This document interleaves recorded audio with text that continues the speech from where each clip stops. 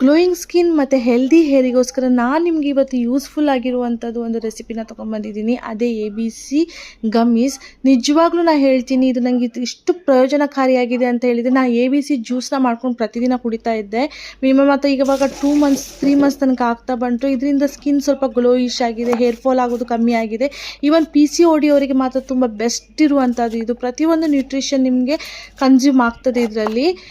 ABC juice ಮಾಡಲಿಕ್ಕೆ ತುಂಬ ಕಷ್ಟ ಆಗ್ತದೆ ಅನ್ನೋರು ಈ ಥರ ಗಮ್ಮೀಸ್ನ ಮಾಡಿಟ್ಕೋಬೋದು. ಈ ABC ಜ್ಯೂಸ್ ಅಂತ ಹೇಳಿದರೆ ಆ್ಯಪಲ್, ಬೀಟ್ರೂಟ್, ಕ್ಯಾರೆಟಿಗೆ ABC ಅಂತ ಶಾರ್ಟ್ ಫಾರ್ಮಲ್ಲಿ ಕರೀದು. ಅದನ್ನೆಲ್ಲ ಇಲ್ಲಿ ನಾನು ಕ್ಯಾರೆಟ್ ತೊಗೊಂಡಿದ್ದೀನಿ, ಆ್ಯಪಲ್ ತೊಗೊಂಡಿದ್ದೀನಿ, ಬೀಟ್ರೂಟ್, ಆರೆಂಜ್ ಮತ್ತು ದಾಳಿಂಬೆನೂ ತೊಗೊಂಡಿದ್ದೀನಿ.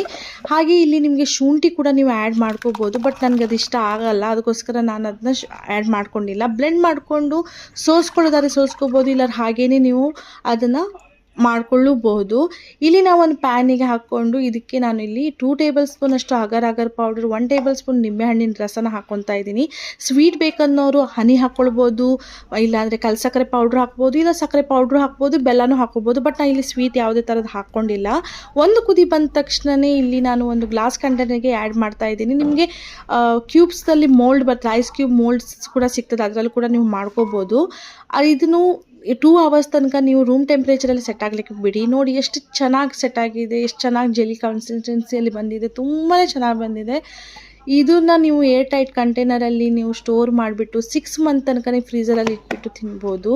ತುಂಬಾ ಚೆನ್ನಾಗಿ ಬರುತ್ತೆ. ನೀವು ಒಂದ್ಸಲ ಟ್ರೈ ಮಾಡಿ ನೋಡಿ.